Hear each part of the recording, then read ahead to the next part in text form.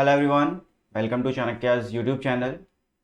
तो जैसे हमारी एसबीआई क्लर्क की और पीओ की जो सीरीज चल रही है, तो आज उसका हम सिलॉक्स का थर्ड पार्ट करने वाले हैं। आप चाणक्य कोचिंग सेंटर को भी कांटेक्ट कर सकते हो, आपकी स्क्रीन पर आपके नंबर दिख रहे होंगे।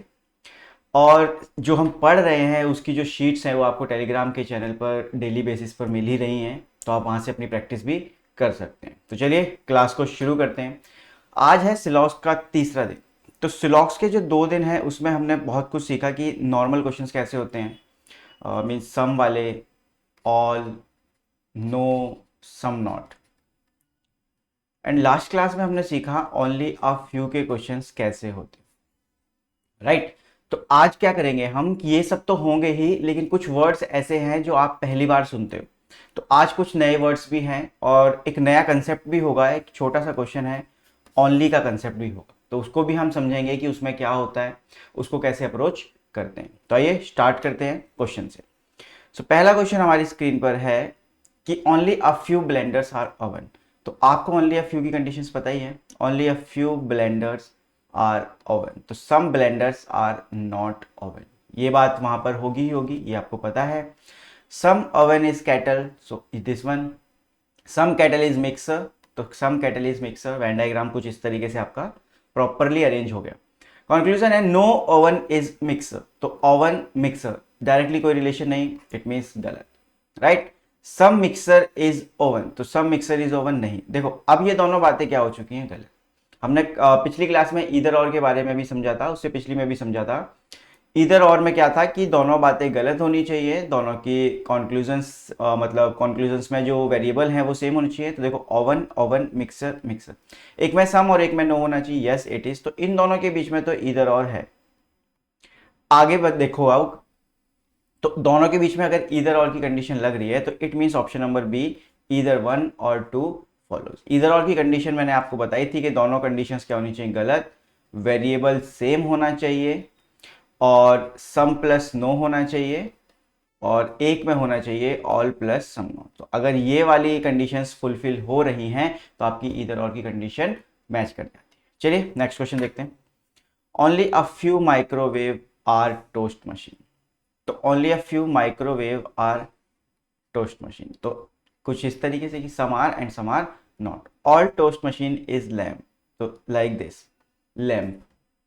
All microwaves are dish washer, तो ये ऐसे करके डिश वॉशर, ठीक है। तो चारों बातें हमने बना ली हैं, हमारा वेन डायग्राम क्लियर है। कंक्लूजन है some dish washer being lamp is a possibility.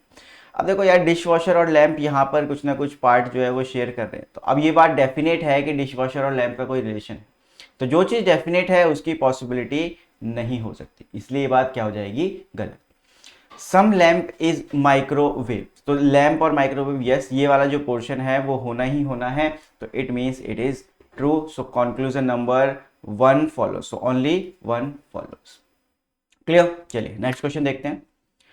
Only a few points are notes, only a few points are notes, only a few notes are material, all material are presentation. तो कुछ इस तरीके से आपका Venn diagram बनता है। Conclusions पे चलते हैं। Few points are presentation is a possibility, मतलब फ्यू को हम कहां रखेंगे, सम में। तो फ्यू पॉइंट्स मतलब some points are presentation is a possibility. Direct तो कोई रिलेशन मुझे नहीं दिख रहा है, but there is a possibility. अगर मुझे कोई डायरेक्ट रिलेशन नहीं दिख रहा है तो पॉसिबिलिटी उस चीज की बनती है कि वो होगा। Some notes are not material, some notes are not material, यहां से आपको समझ में आ गया होगा। Only a few notes are material है, तो some notes are material plus some notes are not material, इसलिए ये वाली बात भी क्या हो जाएगी, सही। तो बोथ 1 एंड 2 फॉल, राइट। चलिए नेक्स्ट क्वेश्चन देखते हैं। आया है यहां पर फ्यू चिप्स आर बोर्ड, तो फ्यू को हम सम में रखेंगे, तो सम चिप्स आर बोर्ड, आप कुछ इस तरीके से रखेंगे। Only a few cable are chips, तो ये क्या है, चिप्स है, तो केबल थोड़ा सा इधर, तो इसको हम केबल लिख लेते हैं। तो only a few cable are chips, तो some cable are not chips, ऐसे भी आप देखो ध्यान रखना, केबल पहले है चिप्स बाद में, तो केबल का ही पार्ट चिप्स नहीं होगा, ठीक है। ओनली चिप्स इज HDMI, अब ओनली की जो कंडीशन है, देखो अगर आपके पास आता है ओनली ए आर बी तो उसका मतलब होता है बच्चों all B are A, all B are A. तो यहां पे क्या बन जाएगा, all H D M I is chips, right. तो चिप्स ये हैं तो सारे के सारे एच डी एम आई इसके अंदर चले जाएंगे। इसके साथ बी के साथ कोई रिलेशन नहीं होगा उसका, वो गलती से हो गया, ठीक है। चलो इसको रब कर लें, या चलो छोड़ो, समझ लेना कि एच डी एम आई यहाँ पर है, उसका बी के साथ कोई रिलेशन नहीं है। पूछ रहा है some cables are H D M I. H D M I cable H D M I हो सकती है, नहीं हो सकती, पॉसिबिलिटी भी नहीं है। अब यहाँ पे एक चीज को समझना कि ये जो बी है इसका किसी के साथ कोई रिलेशन नहीं होगा, नो रिलेशन होगा इसका, no relation with other variable, no relation मतलब हमेशा हर किसी के साथ इसका नो का रिलेशन 100% है। लेकिन अगर कोई भी बात पॉसिबिलिटी में बोल रहा है तो वो भी गलत है। ए किसी के साथ मतलब ये जो बी होगा ये वाला हिस्सा, ये कभी भी किसी के साथ कोई रिलेशन नहीं बनाएगा एक्सेप्ट ए, ठीक है। तो सिर्फ ए के साथ उसका रिलेशन होगा, किसी और के साथ कोई रिलेशन नहीं। कोई रिलेशन से मतलब है नो का रिलेशन होगा उसका सिर्फ, बाकी सबके साथ उसका नो का रिलेशन है और किसी भी बात की पॉसिबिलिटी नहीं बनेगी। क्लियर। चलिए तो some H D M I are board, तो some H D M I are board नहीं हो सकता क्योंकि एच डी एम आई किसी के साथ कोई रिलेशन नहीं रखेगा। तो बोथ गलत हैं, तो neither one nor two follows. Next, few edition are printed. तो फ्यू का मतलब some edition are printed, only a few publish are copied. ना पब्लिश है ना कॉपीड है। आगे बढ़ो, नो प्रिंटेड इज पब्लिश, तो ये प्रिंटेड था, ये हो गया publish. Only a few publish are copied, तो पब्लिश और ये कॉपीड, तो some publish is not copied, ये भी हम बनाएंगे। सम प्रिंटेड इज कॉपीड, तो प्रिंटेड ये है, कॉपीड ये है, हमें दूर दूर तक कुछ नहीं पता, डेफिनेट तो हटाओ। No printed is copied, no printed is copied ये भी नहीं पता, इसको भी दूर दूर तक नहीं पता कुछ, हटाओ। अगेन दोनों बातें गलत हैं, दोनों में वेरिएबल देखो सेम है। एक में ये फ्यू लिख दिया इन्होंने, इट्स फ्यू को हम सम भी तो बोलते हैं, राइट। तो सम और नो आ गया तो क्या लग जाएगा मेरा, ईदर वन और टू फॉलोज, ठीक है। तो देखो आपको यहाँ पे सम और नो दिखेगा नहीं, बट एक्चुअल में वहां पे सम और नो है। तो इस तरीके से भी एग्जामिनर आपके साथ गेम खेल सकता है, ठीक है। चलिए नेक्स्ट देखते हैं, सिक्स्थ क्वेश्चन हमारे पास है, only a few buttons are white. Only a few buttons are white, तो some buttons are not white, ये बात भी होगी ही। Only a few whites are black, तो ब्लैक इट मीन्स ऐसे, ब्लैक के लिए बी एल कर लेते हैं, ठीक है। ये कंक्लूजन्स खत्म होती है हमारी। तो ये दोनों कंक्लूजन्स हैं।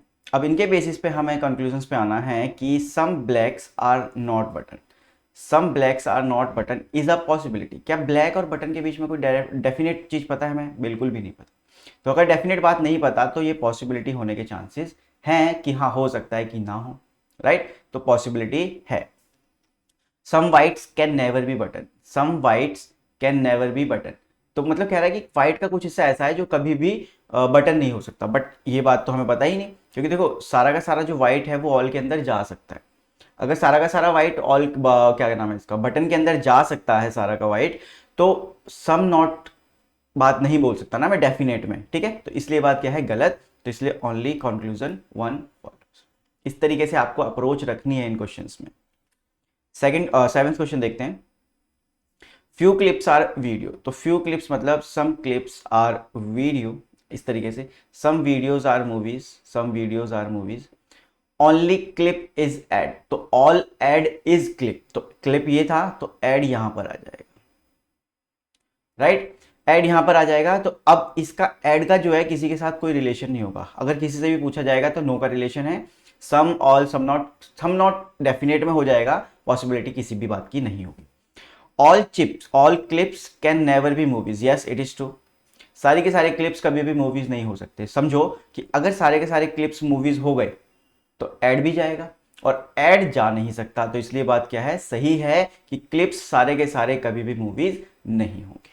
सेकंड है, all clips can be videos, नहीं कभी भी नहीं हो पाएंगे, क्योंकि ऐड भी जाएगा। अगर क्लिप पूरा का पूरा जाएगा तो ऐड को भी जाना पड़ेगा, और ऐड किसी के साथ जा नहीं सकता क्योंकि उसका हर किसी के साथ नो का रिलेशन है, इसलिए ये बात गलत है। तो कौन सा कंक्लूजन सही है हमारा, ओनली वन फॉल।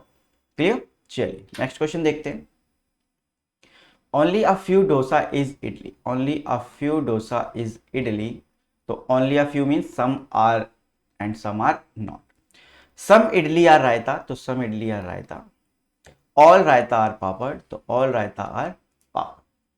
कंक्लूजन्स पे चलते हैं। सम इडली, ये इडली का part can never be dosa, तो डेफिनेट वाली बात है। Can never B is a definite case, can be is a possibility. अगर कैन नेवर बी लिखा आ रहा है तो ये है एक डेफिनेट केस।